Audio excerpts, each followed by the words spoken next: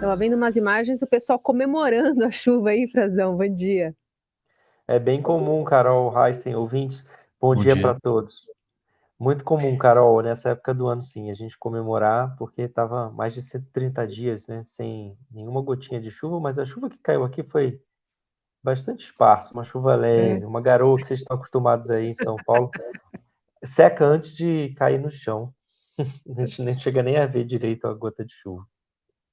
Bom, o que todo mundo está de olho em Brasília e não só hoje é no discurso, né, do presidente Bolsonaro, que vai fazer parte da abertura do debate geral da Assembleia Geral das Nações Unidas em Nova York. Por tradição, o Brasil é o primeiro país a discursar na sessão de debates desde 1955. Esse será o quarto discurso de Bolsonaro, portanto.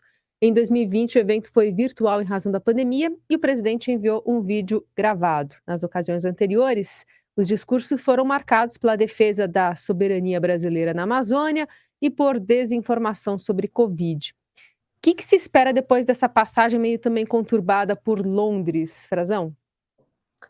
Carol, esse pode ser, primeiro, só para a gente deixar registrado que esse pode ser Bolsonaro chegar hoje, depois das notícias de ontem à noite, numa pesquisa do IPEC que saiu, chega hoje com talvez uma sensação de que esse pode ser o último discurso dele na ONU, pelo menos nesse primeiro mandato, com certeza será. Mas os indicativos eleitorais são de que ele pode estar, de fato, se despedindo dessa arena internacional. E o presidente, como você lembrou, fez discursos nas últimas passagens dele, sempre muito contestados, sempre com recados ao público interno, voltado para a sua política doméstica também. Ele nunca deixou de fazer campanha e não vai ser diferente agora, justamente que ele está em campanha eleitoral. Essa é a expectativa, inclusive, de quem o ajudou a preparar o próprio discurso. E quem o ajudou a preparar, além dos ministros do governo, que estão no governo, da ala política, o Ciro Nogueira, o ministro Fábio Faria, o ministro Paulo Guedes da Economia, que vai ter um foco especial nesse discurso, também foi preparado, é claro, pelo Itamaraty, pelo ministro Carlos França, que levou as sugestões do Itamaraty, e o próprio Itamaraty já entende que é impossível separar nesse momento, e diz inclusive que vários presidentes chegam lá, em geral, em algum ano do seu mandato nessa situação, como presidente, chefe de Estado, chefe de governo e candidato, muitas vezes candidato à reeleição, e que não dá para dissociar isso. E o discurso passou também pelo comitê de campanha do presidente, que interferiu nesse discurso, que levou um pouco, pelo menos dos preparativos, para a sugestão, e quem tem a palavra final é o Bolsonaro, mas das sugestões de governo, dos argumentos da pesquisa, da sua propaganda eleitoral, do que as pesquisas mostram. Então, vai ter sim um posicionamento talvez não tão ideológico como eles queriam, mas contrário a governos de esquerda, governos autoritários. O presidente já vem explorando isso na propaganda eleitoral, dizendo, posicionando-se a favor da liberdade religiosa, né? Na verdade, esse seria o termo mais diplomático para um discurso da ONU. Na propaganda eleitoral, ele bate forte no adversário Lula, dizendo que ele vai perseguir católicos no Brasil, como o seu aliado internacional, Daniel Ortega, faz na Nicarágua, só para a gente ter um exemplo.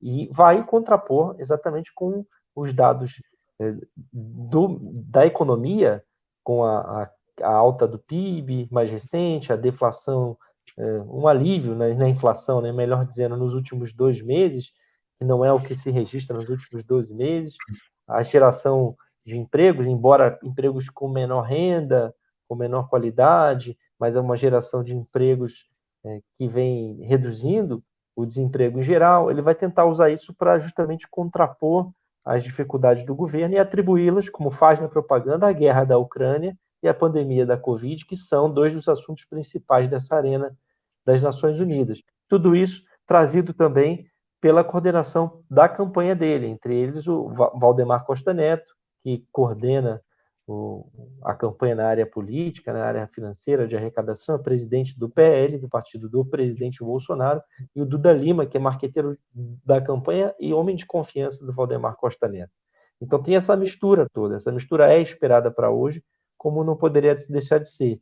E como a gente já viu ontem à noite, Carol Heissen, teve manifestação como teve também em Londres, na passagem do presidente.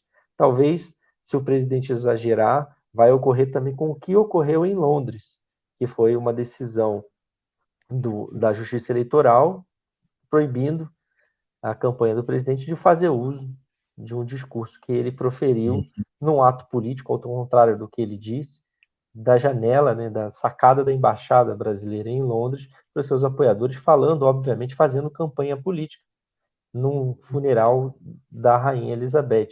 E ele foi, Carol Reis, sabe por que ele foi para lá? Tem uma ideia, né? A campanha tinha uma ideia diferente. Não sei se vocês conseguem chutar sobre o que seria, por que ir a Londres e por que ir à ONU. Não sei, eu pensei que ia ter uma funeral seata lá, mas não teve, né? Teve só campanha política, mas não funeral seata. Vai ter reunião, já teve ontem com os apoiadores em Nova York, que os esperavam na porta do hotel, e tem esse risco de protesto, né, contra o presidente Bolsonaro.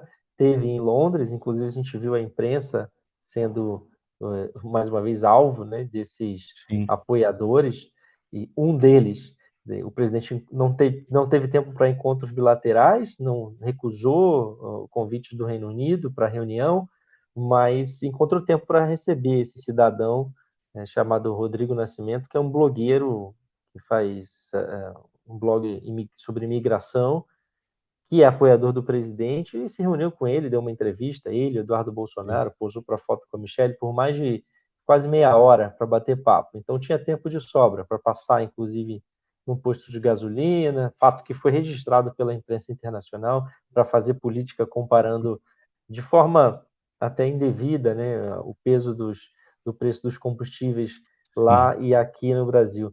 Mas a ideia, Raíssa e Carol, é que na ONU ele posasse de chefe de Estado, uma agenda internacional, mantendo a tradição que você falava, Carol, no início, que ele fizesse uma agenda com imagens de que ele não está isolado internacionalmente e aproveitasse para um discurso interno. Tudo isso para ser aproveitado na campanha, embora haja proibição de uso legal dessas imagens, pelo menos até agora das de Londres, ele teve toda a cobertura, né? E toda a cobertura ocupa de forma desigual o espaço na imprensa, na mídia de uma forma geral, porque ele tem esse privilégio, sendo presidente da República, e vai usar dessas prerrogativas.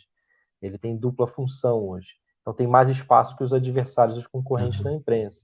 Então tinha essa função para Nova York. E para Londres, tem uma coisa que a campanha tinha comentado nos bastidores, é que a imagem popular, sobretudo das pessoas com menor grau de instrução, é de que o Bolsonaro estava vivendo ali, naquele momento, passava a imagem de um conto de fadas. Era o presidente e a princesa, né? A primeira-dama e princesa, como ele chama, Michele Bolsonaro, fazendo jabá de chapéu, de vestido, propaganda das redes sociais, no mundo de reis e rainhas, de príncipes e princesas, conhecendo os castelos da Europa. Então, que isso passa uma imagem de um filme de conto de fadas, de uma fábula, para as pessoas de menor grau de instrução, mais simples. Então, esse era o sentido de ir também um pouco para Londres. Faz sentido, né? Faz. Bom, antes da gente mudar de assunto, só eu puxei aqui a notícia que a gente deu no dia seguinte ao discurso do Bolsonaro lá na ONU no ano passado, a checagem do Estadão verifica, foi de 11 alegações falsas ou enganosas, naquele discurso de 21 de setembro de 2021. Então, só estou dando isso para a gente poder comparar depois. Lá, no ano passado, 11 alegações falsas ou enganosas. Agora já tem uma, que é dizer que não... Agora já tem uma, a primeira, né? É até prévia, dizer que não vai fazer política, que ele não está lá para fazer política, como disse em Londres. Já né? está no pré, está no pré-discurso. Mas vamos falar também sobre essa discussão ganhando corpo pelo voto útil do lado do ex-presidente Lula, e ontem ele teve motivos, né, para falar disso, porque recebeu apoio de pessoas que se candidataram à presidência da República, entre eles até o economista, ex-presidente do Banco Central, Henrique Meirelles. Chama o Meirelles. Chama o Meirelles, né? Meirelles que costuma usar muito uma muleta, né, chamada portanto, né? Portanto, Felipe, comente. O jeito do Meirelles falar é bastante peculiar, né?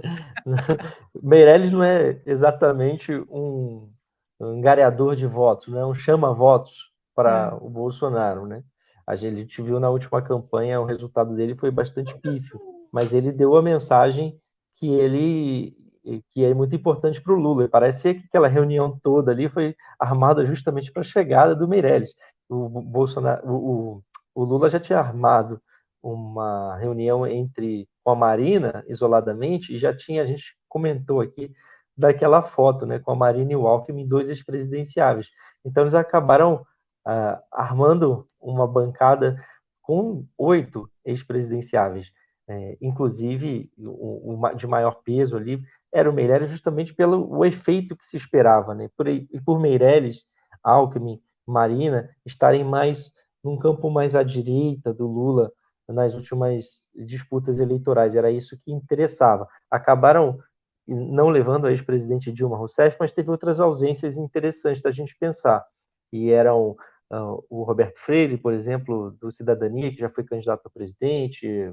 Do PSDB tem o José Serra, Aécio Neves, tem alguns nomes, Eduardo Jorge, do PV também não foi, mas tudo isso por um sentido, né? Eles estão hoje ainda embarcados, todos esses, na campanha da Simone Tebet.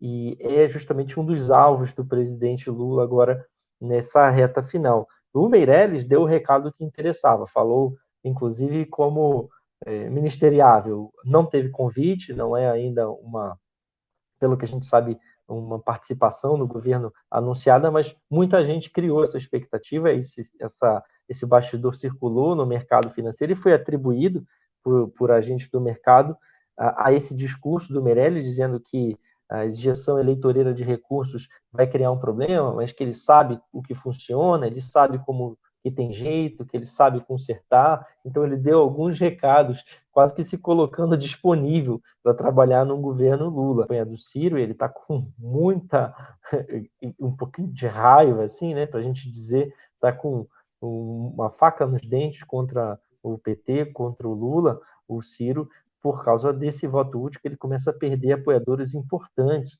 né, inclusive influenciadores nas redes sociais, artistas que estão declarando voto no Lula, como o Tico Santa Cruz, o cantor da banda Detonautas, por exemplo, que agita as redes sociais para o Ciro, faz campanha muito ativamente.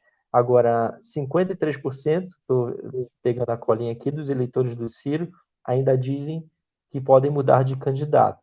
E 60% dos eleitores da Simone Tebet ainda dizem também que podem mudar de candidato. Então, essa convicção, ela não existe da mesma forma que os eleitores do Lula e do Bolsonaro, então, que estão quase no ponto de 90% decididos a votar nele. 84% dos eleitores do Bolsonaro dizem que estão convictos e decididos, não mudam mais de voto, e 87% dos eleitores do Lula. Então, aí é que mora o jogo da disputa pelo voto útil.